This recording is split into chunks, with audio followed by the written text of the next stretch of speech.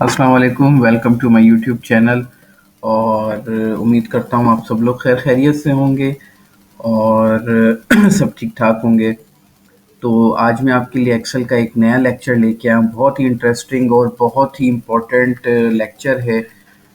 जब आप अपनी एक्सेल की शीट्स को क्रिएट करते हैं तो उसमें बहुत सारी चीज़ें होती हैं जो आपको नहीं पता होती, लेकिन आपने वो करनी होती हैं। तो वो चीज़ें मैं आज आप लोगों से डिस्कस करूँगा, जिसमें आज जो मेरा टॉपिक है वो है डेटा वैलिडेशन। डेटा वैलिडेशन के बारे में सबसे पहले मैं आपको थोड़ा-सा बता देता हूँ कि डेटा वैलिडेशन का मतलब होता है कि आपके इंसर्ट किए हुए सेल्स के अंदर जो डेटा है, क्या वो वैलिड है? आप ये चेक्स अपनी एक्सेल की वर्कशीट्स के ऊपर लगा सकते हैं। और इसको लगाने के लिए हम एक सैंपल के तौर पे एक छोटी सी एक्सेल वर्कशीट क्रिएट कर लेते हैं। और फिर मैं आपको इसका तरीका बताता हूँ कि किस तरह से आप डेटा वैलिडेशन जो है वो कर सकते हैं। तो सबसे पहले हम अपनी एक्सेल की एक शीट क्रिएट करते हैं। हम एक सिनेरियो ले लेते हैं जिसमें एक स्टूडेंट है और उसकी हम एक मार्कशीट क्रिएट करते हैं कुछ स्टूडेंट्स की, और उसके अंदर हम फिर डेटा वैलिडेशन को यूज़ करेंगे। तो चलते हैं हम अपने प्रैक्टिकली वर्क की तरफ। तो सबसे पहले तो मैं हेडिंग के लिए मैं 4-5 सेल्स जो हैं वो सिलेक्ट करके उनको मर्ज कर देता हूँ, और यहाँ पे मैं हेडिंग जो है वो इंसर्ट कर देता हूँ, स्टूडेंट। और आगे हम इसमें लिख देते हैं रिपोर्ट। ठीक है जी, स्टूडेंट रिपोर्ट, स्टूडेंट्स कर देते हैं हम इसको। और यहाँ हम ले लेते हैं सीरियल नंबर, यहाँ हम ले लेते हैं नेम, यहाँ हम ले लेते हैं उसके मार्क्स। ठीक हो गया। अच्छा जी, अब हमारे पास, जैसे मैंने आपको पहले लास्ट टाइम बताया था, आपको ज़्यादा हेक्टिक कुछ वर्क करने की ज़रूरत नहीं है। एक्सेल आपके लिए सब कुछ बाय डिफ़ॉल्ट सारी चीज़ें इसमें होती हैं। हम कोई भी 10 जो है वो एंट्री सिलेक्ट कर लेते हैं और फ़र्ज़ी हम कुछ नाम जो है वो दे देते हैं, अली।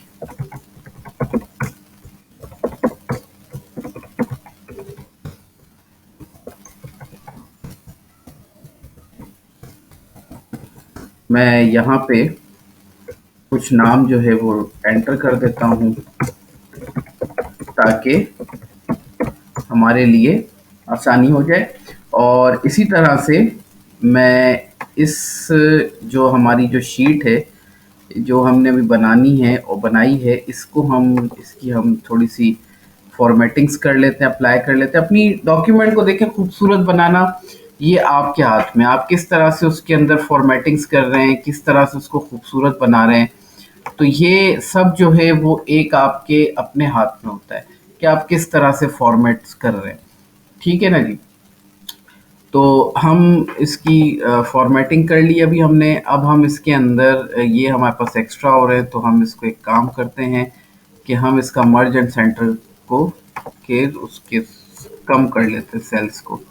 इसको हम मर्ज एंड सेंटर कर देते हैं, ये सेल्स हम डिलीट कर देते हैं, बल्कि हम इन कॉलम्स को ही डिलीट कर देते हैं। ठीक हो गया जी। अच्छा जी, अब आपके पास ये थिक बॉर्डर एक हम कर लेते हैं इसको, और थोड़ा सा हम इसका टेक्स्ट भी बड़ा कर लेते हैं, और इसी तरह से हम इसकी साइजिंग भी चेंज कर लेते हैं, कॉलम की विड्थ और सारी चीज़ें। ये कंट्रोल पी प्रेस करके हम इसको बोल्ड कर देते हैं, एंट्रीज हमारी जो है वो बोल्ड हो जाए, हेडिंग्स। अच्छा जी, अब हमारे पास सिनेरियो ये है कि हमारे पास इस शीट के अंदर मैं एक सिनेरियो क्रिएट करना चाहता हूँ कि इसमें जो वैल्यूज़ एंटर हों इस मार्क्स के अंदर, इन सेल्स के अंदर जो भी वैल्यूज़ एंटर हों, मैं उसकी वैलिडेशन रखना चाहता हूँ। मैं चाहता हूँ कि अगर यूज़र रिक्वायरमेंट है एक तरह से कि भाई अगर कोई यूज़र इसमें 100 से अबव की कोई वैल्यू पुट कर देता है, तो वो उसको कोई एरर मैसेज ले दे या फिर कोई कॉशन क्रिएट कर दे। तो सबसे पहले तो हमें इसके लिए ये समझना है कि हम यहाँ पे अब इस टेक्स्ट इन सेल्स के अंदर हमने जो है अपनी डेटा वैलिडेशन करनी। सबसे पहले तो हम वो जिन सेल्स के अंदर हमें अपनी डेटा वैलिडेशन करनी है हम उन सेल्स को सिलेक्ट कर लेते हैं। तो जब हम सेल्स सिलेक्ट कर लिए हैं मैंने, उसके बाद हम जाते हैं यहाँ से डेटा के अंदर, डेटा के टैब में जाएंगे आप। यहाँ पे आप पास डेटा वैलिडेशन का ऑप्शन है, आप इसको सिलेक्ट करेंगे और यहाँ पे आप ये डेटा वैलिडेशन का ऑप्शन सिलेक्ट करेंगे। आप पास एक डायलॉग बॉक्स ओपन हो जाएगा और उसमें वो आपसे कह रहा है वैलिडेशन क्राइटेरिया, कि आप किस क्राइटेरिया के ऊपर अपने सेल्स को रखना चाहते हैं। तो मैं इसमें होल नंबर है, डेसिमल है, लिस्ट है, डेट है, टाइम है, टेक्स्ट लेंथ है, कस्टम है, अगर आप अपने तौर पर कुछ देना चाहें तो मैं इसको होल नंबर सिलेक्ट करता हूँ। बिटवीन, अब देखें वो जो मैंने लास्ट आपको बताया था, डेटा जो है आपका between, not equal, less than, greater than, not greater than, ये सारी चीज़ें इसके अंदर आ रही हैं। तो हम अब बिटवीन सिलेक्ट कर लेते हैं। मिनिमम वैल्यू इन सेल्स के अंदर 0 हो सकती है और मैक्सिमम वैल्यू इस सेल्स के अंदर 100 हो सकती है। तो 0 से लेके 100 के बीच में जो भी वैल्यू एंटर होगी वो ये सेल्स जो है एक्सेप्ट कर लेंगे। अगर इसके अलावा अगर यूजर कोई भी वैल्यू एंटर करता है तो हम चाहते हैं कि एक यूजर को एक मैसेज जो है वो क्रिएट हो जाए, एक डायलॉग बॉक्स आ जाए या कोई एक एरर अलर्ट जारी हो जाए। तो उसके लिए इन चीज़ों से आपका डॉक्यूमेंट का लुक बहुत अच्छा आता है। तो इन चीज़ों को आप अपने डॉक्यूमेंट्स के अंदर यूज़ करें। हम एक इनपुट मैसेज दे देते हैं, इसका हम टाइटल दे देते हैं, अगर आप क्वेश्चन के तौर पे कुछ मैसेज अगर देना चाहते हैं तो वो यहाँ पर दे दें। फॉर एग्जांपल मैं सेल वैल्यू लिख देता हूँ टाइटल में और इनपुट मैसेज में मैं लिख देता हूँ value should be in between 0 to 100। ठीक हो गया, एक तो ये आ गया आपके पास। दूसरा, एक एरर अलर्ट हम जारी कर देते हैं। अगर आप रखना चाहें तो एक एरर कर लें, स्टॉप कर लें, वार्निंग कर लें। यहाँ पे आप पास वार्निंग का भी ऑप्शन है, यहाँ पे आप पास इंफॉर्मेशन का ऑप्शन भी है। आप जो देना चाहें आप वो दे सकते हैं। मैं स्टॉप का एक कर देता हूँ, टाइटल दे देता हूँ सेल वैल्यूज और यहाँ पे मैं मैसेज एक जनरेट कर देता हूँ डायलॉग बॉक्स के अंदर, the value is out of the range.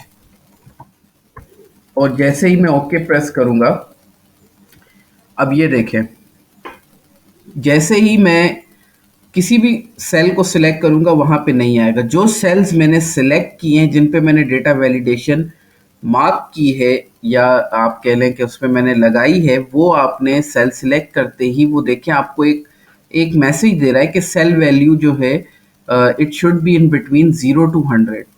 But इसके बावजूद हर सेल के ऊपर वो आपको ये वैल्यू दिखाएगा। ये देख रहे हैं आप, हर सेल के ऊपर ये वैल्यू दिखा रहा है, आपको ये मैसेज दिखा रहा है।